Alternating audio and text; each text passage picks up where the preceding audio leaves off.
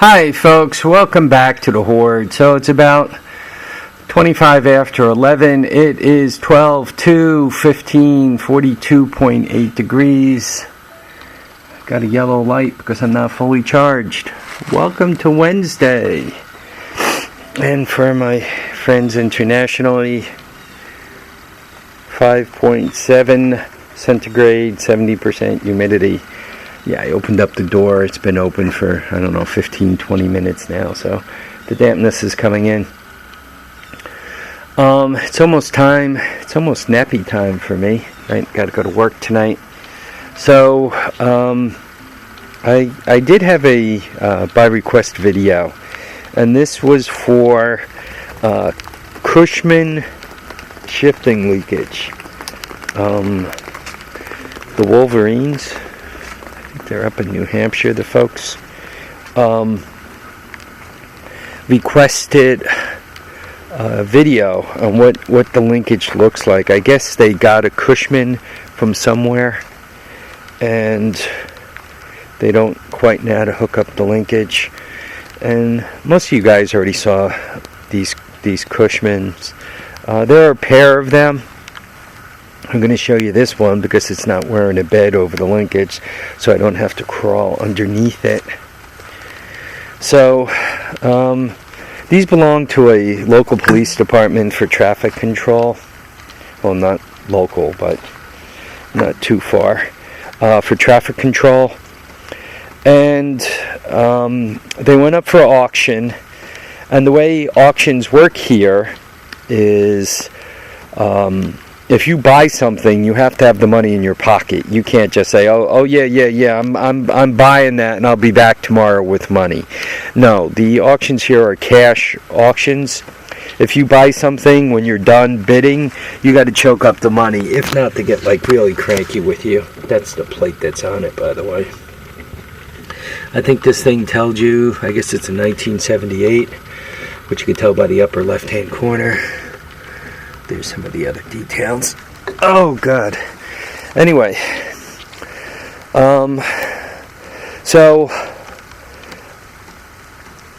the way the deal was, somebody was going to buy the pair of them, and nobody else was going to bid, and not too many people knew about the auction or where it was or anything like that. My buddy found out about the auction, found out where it was going to be, and got there. And he had money. So we got into a bidding contest with the person who wanted to buy these. And he had more cash in his pocket than the other guy. So he basically outbid the other guy, and the other guy ran out of money, and none of his buddies were reaching into the pocket to help him, or they were done reaching into the pocket to help him. And he ended up with this one and the one outside the door over there. After he got them, they were he was within their jurisdiction, and they started causing him trouble about unregistered vehicles and so forth. So he had to dump them. So I bought the two of them from him. I got the pair. I think I gave him $500 for the pair. Now, this is obviously the clutch, right? Spring clutch. This is the two linkages, right? One rod, two rods. One of these typically do like reversed and first, and the other one does second and third or something like that.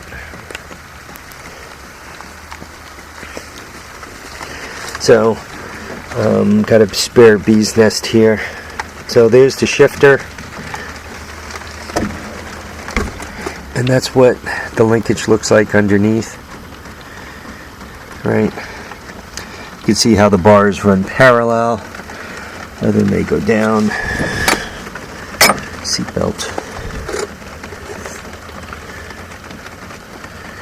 Right. So I think you guys could see everything there. That fuel line or whatever the heck it is in the way doesn't help. So, depending on which way you move the shifter, this way or that way, you actually grab on to one of those plates which moves the bars forward and backwards, and you can see this bar actually it's kind of the outside on the shifter, or more toward the motor on the shifter. It crosses over high and goes to the outside of the vehicle. So it actually goes from the inside of the vehicle, right, crosses over high, right, and goes to the outside shifting rod. The inside shifting rod, right, goes under the manifold. I think I'm showing it to you there. It comes up, crosses under, and goes to the outside of the vehicle. So they actually do a swappy. I hope that helps.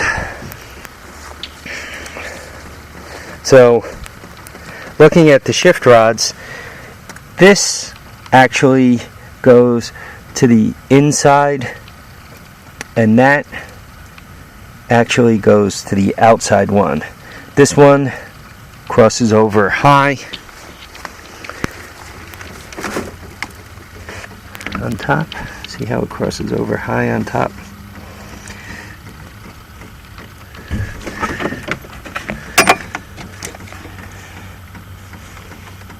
And the other one crosses over low on the bottom.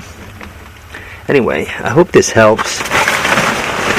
I hope this is the right Cushman to show you. If you need more, let me know.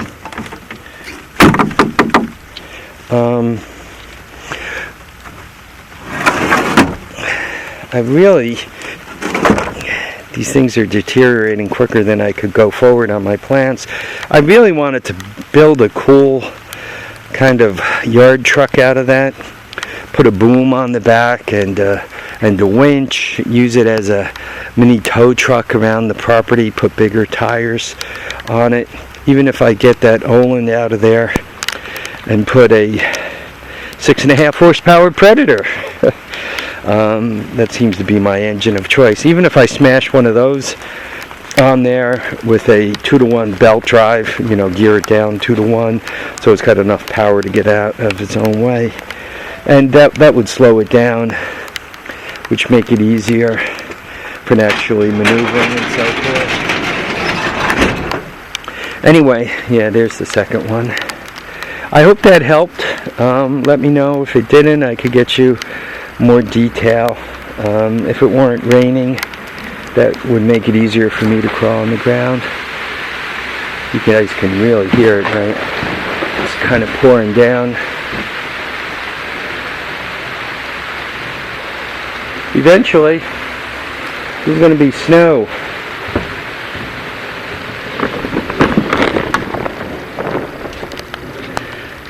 I hope everybody's having a good week. Hope everybody's moving their projects forward, making all kinds of great progress. They are talking about, around me, snow more and more frequently. We got that little bit of snow in October when I hooked up the heat pump, but since then we really haven't gotten any. But you guys could see I got plenty of crap yet to put away, so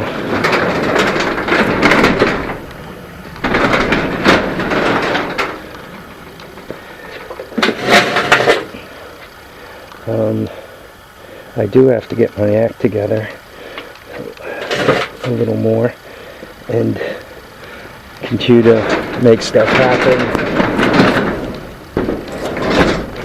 That trailer is kind of end up in the center here. Well, and this mess has to become much less. I'm not quite sure how I'm going to do that, but it has to become much less. I think this year, that golf cart is probably going to go in the 12x12, and a bunch of these others are going to get blocked up and end up back there. Blocked up so the tires don't go square. Anyway, that's my thoughts. I got to dry this camera. Thanks for watching and commenting and subscribing. Remember to keep your feet down, keep your head up, and folks, please get out there and enjoy all your days. Bye now.